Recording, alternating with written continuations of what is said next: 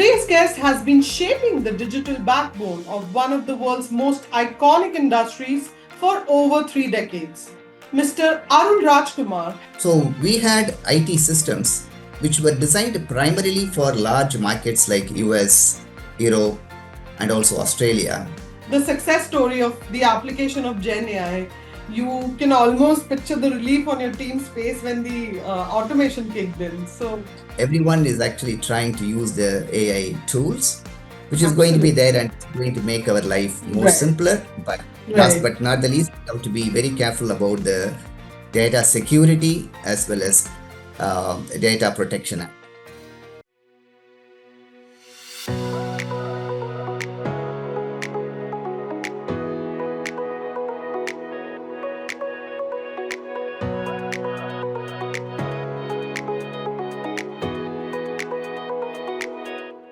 Hello and welcome back to FaceTime with Leaders, powered by Directors Institute World Council of Directors. Today's guest has been shaping the digital backbone of one of the world's most iconic industries for over 3 decades. And somehow, he still talks about tech with the energy of someone who has just started. Mr. Arul Rajkumar has led IT operations for over 100,000 users worldwide, managed 500 plus team members across continents, and driven multi-million dollar outsourcing contracts and overseen digital transformation initiatives for Ford globally. From Chennai to Shanghai to the boardroom, he's seen how technology can change not just systems, but the way people work and connect. Mr. Arul, thank you for joining us today. How's your day going so far? Thank you, Charumera. It's really good to talk to you today. As usual, today and every day, I actually go through a regular morning routine, which is my fitness routine, and then my regular breakfast, catching up with some of the news, as well as with some of the regular routine, which is basically catching up with my WhatsApp messages, and then getting into the regular day activities. So today is a different day with you, and I'm really excited for going through this. Absolutely, sir. I'm looking forward to this conversation. Mr. Arul, let's start at the very beginning. In your own words, how did your career start and what were those first few years like for you? Okay, it's a great question. Thanks for asking this. I actually studied electronics and communication, and in the early 90s, I was really looking for what I have to really do to do as a career. That's a time when IT boom was actually starting, and IT was all the important thing what was going on. So I was actually having a background in electronics and communication engineering, but then I decided to jump into the IT field. I did a course on IT hardware. All right. Those days, as you know, the personal computers were introduced and they were actually catching up. So I started as a customer service engineer. It was a great opportunity to interact not only with the computers, but also the customers. That's the first time I really realized the importance of dealing with the people. Technology is important, but people and the business outcomes are more important. So we used to actually work really very closely with some leading banks at that time. So it was actually the computers were so huge, even personal computers will have occupy half of the room, and some of the mid-sized computers. But then after some time, I actually was working in the IT industry, but then realized business outcomes are more important than technology. And that's the time the IT industry was also booming and a lot of outsourcing started happening. So I actually was looking for a break, and Ford Motor Company started operations in Chennai, and they were looking for a engineer, and I joined them because I really wanted to go to the business side. Many of my friends told that may not be the right decision because you need to stay in the IT industry, not in the auto industry. Right. And looking back, I don't think I would have made any different decision even now. There's no regret. I had a great opportunity to set up the manufacturing IT setup in Chennai factory for Ford. Right. And I interacted with a lot of global partners. And then also it gave an opportunity to move into the IT outsourcing. We can actually, tell later. So that's how I started. So it all actually looks like you need to really look at the technology as well as the business outcomes together. And it gave me a great opportunity, the working in Ford. So that's about my initial stage. Wow, that's a wonderful journey you've had, sir. It's not just a highlight reel, but the moments that in between that shaped you. And Yeah. you sort of kept adapting at every step. It's like your career moved with the industry's own growth curve. So that's really wonderful. And thank you for sharing your journey with us. Thank you. Great. So we'll take a quick break and then we'll move on. Yeah, exactly. So let me I have just some switch water. on. I have I have two mobiles. Good that I was actually okay. Good. I don't think I will get a call now. So the first thing, there was a call coming, right? So it would have disturbed a little bit the recording. That's Okay. fine. All right. If you are good to go, we'll move ahead. Yes, we can. Okay, all right. So, note to the editor, we are on segment 2, experience, evolution, and enterprise. All right. So, when you design an IT strategy for a global organization, how do you personally balance innovation with keeping things stable for day-to-day operations? Okay. It's a great question. See, IT strategy combining with innovation is a challenge for any business leader. Absolutely. I had a great opportunity to work on IT strategy exclusively when I was the Asia Pacific IT strategy manager for Ford, Okay. based out of Shanghai in All China. right. Wow. The early 2010 and 20, I was actually there. One of the important thing about strategy development is we need to ensure the operations are not disturbed. You keep the ball rolling, but Right. still make the strategy work for you. So in Ford, when I was in Shanghai, Ford was operating in multiple markets, Right. multiple countries. They were both big and small. So we had IT systems which were designed primarily for large markets like US, Europe, and also Australia. But then when Ford was expanding their business in smaller markets in a lot of ASEAN countries like Thailand, Singapore, Malaysia, we found out that these systems were quite expensive and also they were actually too difficult to implement and they were not having multi-language capabilities because these people don't speak English. So we actually had to work closely with the local markets. And I had a great opportunity to work with the business leaders for the first time after a very long time in India. And also multicultural, multi-language. We have to really understand the ground realities, trying to develop a strategy. At the same time, these are all manufacturing operations, very critical. So we have to keep the ball rolling and make the operations really work. And then bring very innovative capabilities because it was very difficult to bring some changes in the IT systems that fit smaller markets as well, which is like a scalability, adaptability, cost, and also the easy of training people on the ground. So we have to bring a lot of innovative technologies, innovative ideas, and implement those ideas into that strategy. So It was a great journey for me.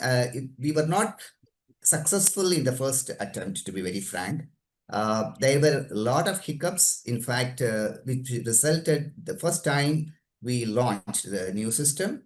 The Right. Thailand manufacturing plant came down. It didn't operate for Oh, one full day oh because my there were God. some hiccups, right? So it was a problem, but then we were able to fix the issue and convince the business that we are still on the right direction. And long story short, we were able to really prove that in the longer run, that whatever changes we made, one, it brought a lot of flexibility to them. It actually gave them the multilingual capability. It Right. also gave them easy to operate, but then finally brought down the cost as well, which they were looking for. So it was Right. a great success story at the end, but then there were a lot of hiccups. So the bottom line is you have to really mix both innovation and And strategy strategy. together. Okay, they can't actually uh, operate separately, right? It's a blended mix of strategy and innovation. Right. And the last but not the least, we have to also do this when the ball is rolling. We always say changing the tires when the car is moving, right? Right. It is Right. something like we really did that very well in that point. Yeah, thank you. Right, right. And I was just thinking about that. It's like, upgrading the engine while the plane is flying. So yeah, I mean, yeah, and you said that you did face some hiccups. And I also believe that, failing early is important rather than getting successful and then something happens once you are, the business is up and running. So actually failing early also teaches you a lot of lessons. And Exactly. Yeah, yeah, yeah, absolutely. and I really like how you didn't shy away from the messy parts. That's where the real leadership shows. And balancing these two forces is something so many leaders struggle with. And you've explained it in such a human way. So thank you for sharing your thoughts with us. Thank you very much. So you've led digital workplace and transformation programs. How do you decide when a new tech trend like Gen AI is actually ready for enterprise use? And what's been your most successful Gen AI or automation use case so far? Okay. Yeah, another interesting and very relevant question actually for the business leaders.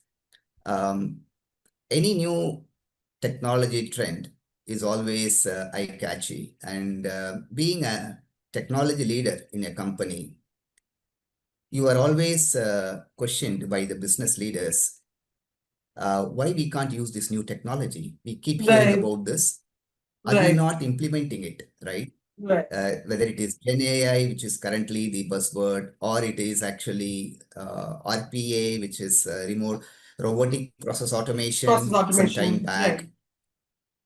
Exactly. So that's the question which keeps coming up. But the most important thing which we have actually figured out is uh, we need to be really looking for stability in an enterprise scale. And we have to really understand whether the new technology is scalable, enterprise ready, it is user friendly, it's cost effective. Last but not the least, whether is it secure, so that Right, we are actually safeguarding the data and the information what we have. So companies like Ford are very particular about this. Um, by the way, you people might have heard about the Gartner's hyperscale, which is nothing but they have given a model where any new technology creates a lot of hype in the beginning, right, but then it right. goes through a phase of actually excitement and then And then, some kind of revelation, and then they come down. right, Then right. some of the technologies really go really well, right? Agree, So agree. we really look for that kind of scale to see whether they are coming to a stage where we are able to really hit to the bottom and then address that. Yes.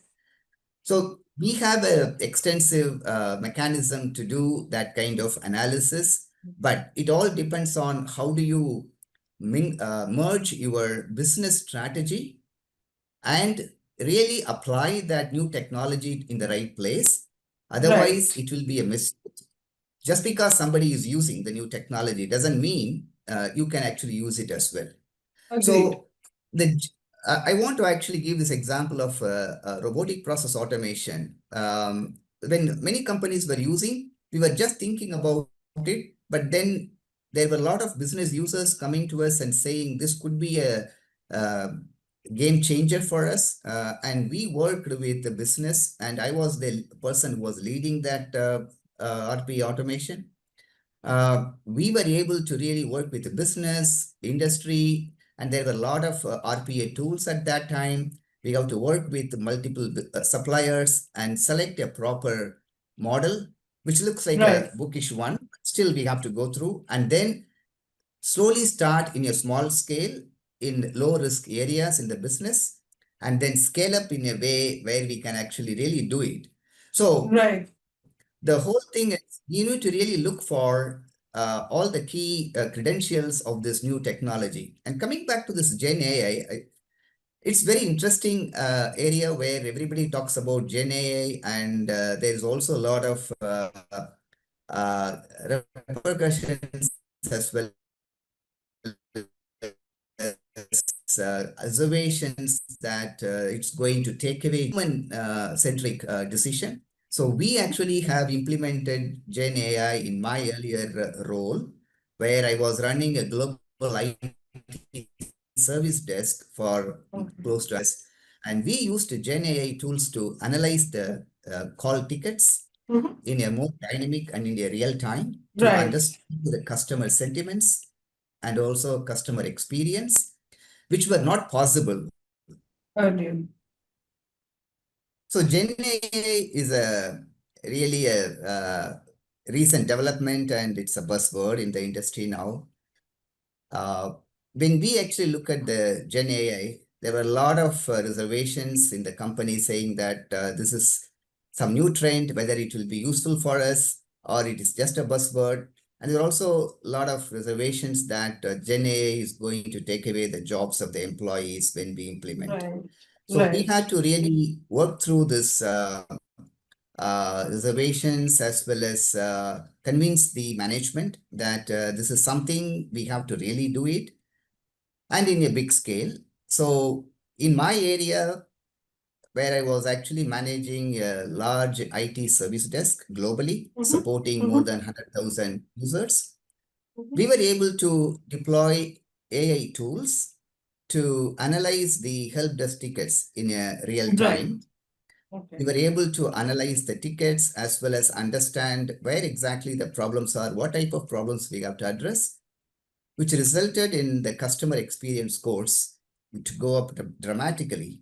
So we were able to really convince the management that Gen AI tools are there to improve our productivity as well as customer experience and cut the cost. So definitely Gen AI is going to stay. It is like our electricity, right? So it is actually going to be there, but only we are going to miss it if it is not there. Gen AI, as well as all agentic AI and the related stuff, is not only for the enterprises, for even personal productivities. Everyone is actually trying to use the AI tools, which is going to be there and it's going to make our life more simpler. But last but not the least, we have to be very careful about the data security as well as data protection acts. Thank you. Absolutely, absolutely, sir. And I really love the way you framed it. It feels so real because, as you said, in the tech world, it is easy to get carried away by the hype. Like people see technology and feel that why can't we use this the way you were talking about it? And it's important to not jump on every shiny new thing. So that's Absolutely. wonderful, right? And the success story of the application of Gen AI, you can almost picture the relief on your team's face when the automation kicked in. So yeah, that's wonderful. Thank you for sharing your story with us, sir. Thank you. Thank you. Thank you. Yeah. All right. For many, outsourcing is a cost move. But for you, Mr. Arul, it seems to have been a value and capability move. So, how should companies think about outsourcing in 2025? Okay. So outsourcing is definitely the buzzword for quite some time in the Indian Sometime. industry. Yeah, for quite long time, in fact, I have to say. Uh, India has been a great outsourcing country, and we have actually benefited a lot. Today, we have close to 2,000 plus global capability centers in India. So which is actually amazing considering that we started with only a handful 2 decades back. Absolutely. Ford Motor Company was one of the early movers into this space. We set up our outsourcing center in Chennai in 2001. It's almost Okay. 25 years back. Yes, yes. So first of all, the outsourcing is actually normally seen as a cost benefit analysis, and it's a Right. cost arbitrage. But what we realized is there's more to that.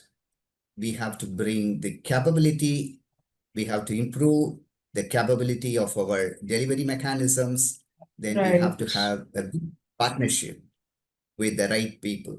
So in the early stages, when we were actually deploying new applications and new technologies in the Asia Pacific region, we decided that we will outsource that work from here to a company which actually good in actually the business process, not just a technology alone. And then Okay. we were able to really partner with them to deploy some new systems in a much more effective way, even though it was not the most cost-effective mechanism at that point of time. Right, right. Actually saying that outsourcing is not just about the cost, it's about the capability, and it's bringing the right technology to the place where we can actually leverage the skills available outside. For example, there Absolutely. are a lot of companies which they actually, for even movie companies, they outsource their special effects to a different group, Right. not just for the cost. In fact, when I was in China, I saw a lot of pharma companies outsourcing the medical trials Wow. to the local companies in China. Again, Mm-hmm. not for the cost, but for the extensive reach of the global trials, of the medical trials, and Right. also reaching out different ethnic groups of the people so that you can test your medicine, you know, not only in the European and the America regions, but also in the Asia Pacific region.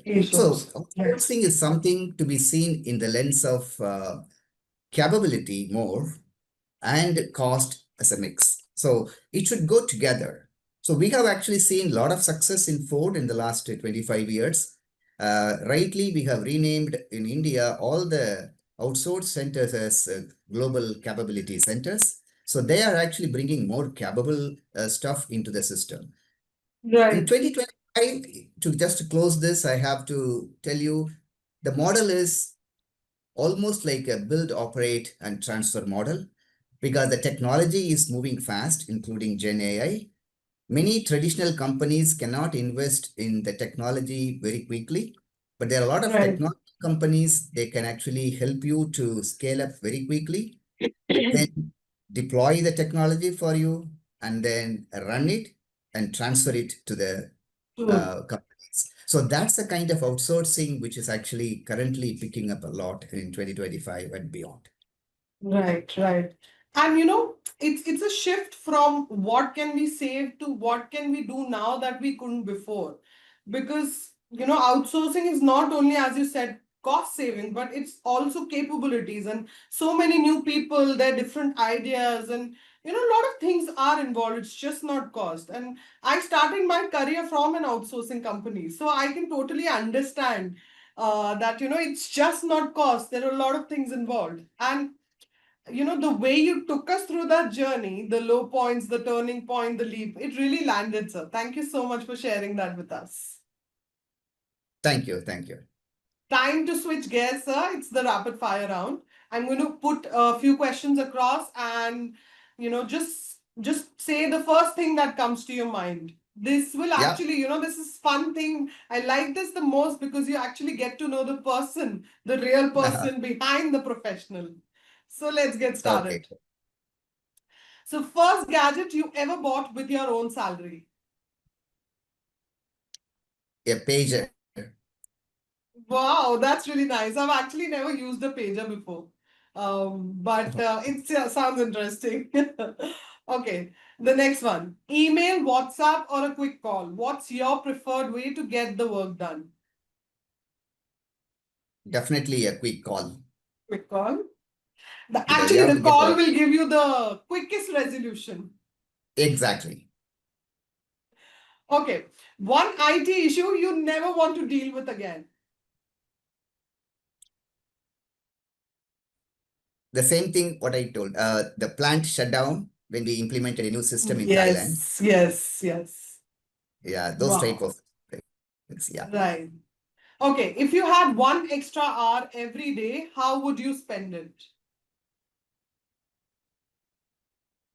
Yeah, definitely reading a new book. Reading any book? Yeah. Great. Okay, biggest face palm tech moment you've ever had? Okay. There was a data breach in the company, which was actually attributed to my department Oh uh, my God. because of the IT service desk operations. Oh So my God. yeah, it was very messy. Yes, but then we actually fixed it. Fixed it. Things happen, things happen. At the end of the day, if everything is smooth, ends up smoothly, all's good. All Yeah. right. Chennai street food or Shanghai noodles? What's your pick? Oh, interesting question. Uh, Definitely Shanghai street noodles are really Noodles? interesting. And but then I have to tell you, Chennai street food is always the best. Absolutely. Home is home, wherever you are. Yeah, exactly. Home is home. Yeah, Right. All right. So the last one. If you weren't in IT, what totally different career would you see yourself in? academics. I always Okay. wanted to be a teacher All when I right. was in school. Uh, I would have definitely become a professor if I not in Wow. IT. That's really interesting. That's interesting. So Yeah, awesome rapid fire round we had. Got to know you as a person. So thank you for doing that with us. Thank you, sir. thank you. So, Mr. Arul, we are seeing a surge in sophisticated tech-enabled scam from remote access frauds like AnyDesk impersonations to fake investment dashboards and even deepfake-driven IPO schemes. With your decades of experience in IT operations, cybersecurity, and digital employee experience for a global workforce, how should big enterprises protect employees and end users from these evolving threats, especially when the attack vector is often human trust, not just tech? Okay. Yeah, again, very relevant as well as very important question, uh, particularly in the IT industry and also in other industries as well. The threat of technology as well as employees is very, very big in terms of data breach, in terms Mhm. of malpractices. For example, even recently, when there was a plane crash in India, there were speculations that it could be a handiwork of some individuals, just Right. because there are very little chances of um, the fuel getting disconnected for both the Disconnected. engines at the same time. Right. Right. Right. So again, speculation is a speculation. But the bottom line is there is something like a trust with the employees as well as outside in Right. order to protect our data. So basically, what is happening in the industry is we take a lot of efforts to put systems in place to protect our data in terms of technology, in terms of security, in terms of authentication, you name whatever.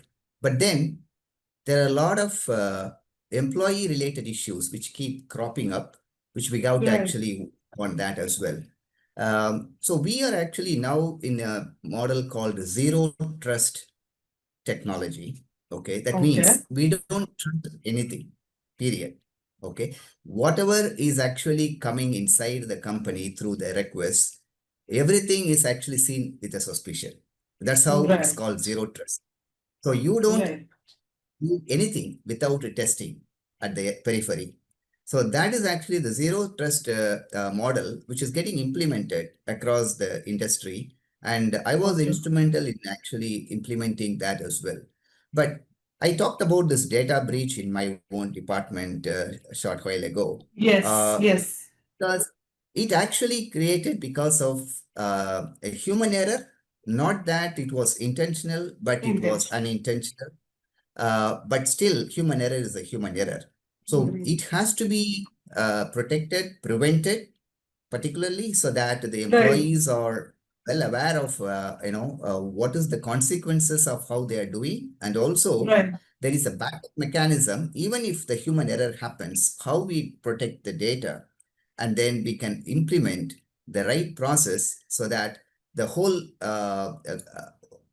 operations are not getting impacted because we have seen a lot of data breaches and in fact data theft. Long back, there was a company in which the help desk analyst stole a lot of employee as well as customer data, the credit data, and he was able Okay. to sell those data outside, which brought the company totally down because of those Wow. things. So in the whole thing, the important thing is we have to really train the employees. That's what we have really found out. Build the trust with the employees. Make sure your systems are secure. And finally, change the culture. So the culture of the Okay. company is important because we say normally when we actually introduce some innovation, we say we have to have an innovation culture in the company. Similarly, a safety and security culture is very Culture. important, right Agreed. from the new employees to the employees who are in the company for a longer time, and Right. people who are leaving the company.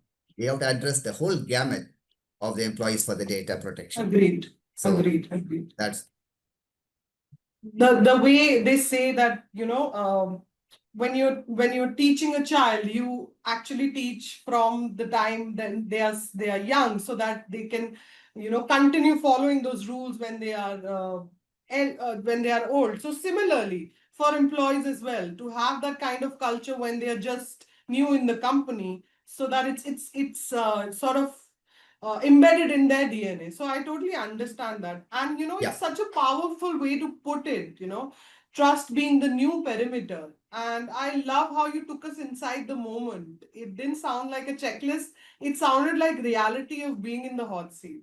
So thank you for sharing your thoughts with us. Thank you. Thank you. So, Mr. Arul, you recently joined Directors Institute, and honestly, I feel at your level, a lot of people feel they've already learned enough. And what made you say yes to learning again? And how has this experience been for you? Okay. See, we all know learning is a lifelong journey. Right. Learning never Right. stops. So your brain actually keeps working even if you retire. The brain Right. doesn't know you're retired. So Exactly. the most important thing in our life is actually how you keep your learning curve really intact so that you actually start moving along the developments, what's happening around you, and Right. also Right. in your family. For example, say I have seen a lot of grandmothers learning how to use the mobile phone in order to really read. My mom reads most of the news now in her mobile. She's in her late 80s. Okay. So she has not stopped learning. So that actually keeps those type of people moving, right? Right. So for me, I was actually really looking for good opportunities in order to keep myself moving. Not only that, I wanted to use my experience Having been in the industry for more than 35 years and seen a lot of senior level positions and seen a lot of changes in the industry, I thought I can definitely do something at the board level, Right. which actually will help me not only use my experience but also learn some new things as well for Right. me in this area. Right. And this institute, it really gave me an opportunity to really look at why not. I think this looks like very interesting aspect, and I wanted to really understand this. Last but not the least, I have always excited by how the companies really operate uh, with all their financials, fundings, how they actually come up. Because I'm a big investor as well. I invest Okay. in funds, stocks, and mutual funds. So I Right. started reading about companies more than 20 years back. So Okay. it really gives me an opportunity to look into both financial aspects, strategy, their product development, marketing, and also Right. how really reach out to the consumers, right? So this gives me a great opportunity in this firm. So that is one of the reasons that I thought, okay, let me actually start this learning. But I keep learning anyhow, new things. In fact, as a personal one, my daughter-in-law is from Vietnam. She is a Vietnamese girl, and I have Wow. started learning Vietnamese as a language. Wow. So it Wow. actually, it's a continuous learning. So it's exciting, and that's the reason I start. Anyhow, the Directors Institute. I'm really looking forward to really help companies to really take their future along with me, and then use my extensive Yes. experience in the Right. industry for more than 3 decades. Wow, wow, that's a wonderful feedback for Directors Institute, sir. And I feel the kind of extensive experience that you have, boardroom is sort of a natural progression for you. And Mm. also, most people at your level hesitate to admit they need to learn, but you've turned it into a strength, and that's really wonderful and inspiring. So thank you so much for sharing your thoughts with us, and I wish you all the best for your future, sir. Thank you. Thank you very much. So, with that, we've come to an end of a wonderful episode of FaceTime with Leaders. Mr. Arul, this has been such an insightful and refreshing conversation. And I think what I'm taking away and what our audience will too is that leadership isn't just about running operations at scale. It's Yeah. about staying curious, staying people focused, and never thinking you've arrived. Yeah. Absolutely.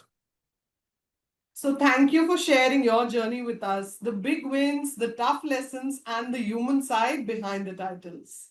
So, Thank everyone, you. Thank you. to everyone listening, if today's episode made you think, share it with someone who's building their own leadership path. This has been FaceTime with Leaders, powered by Directors Institute World Council of Directors. Until next time, stay curious, stay future ready, and keep leading with intention. Thank you.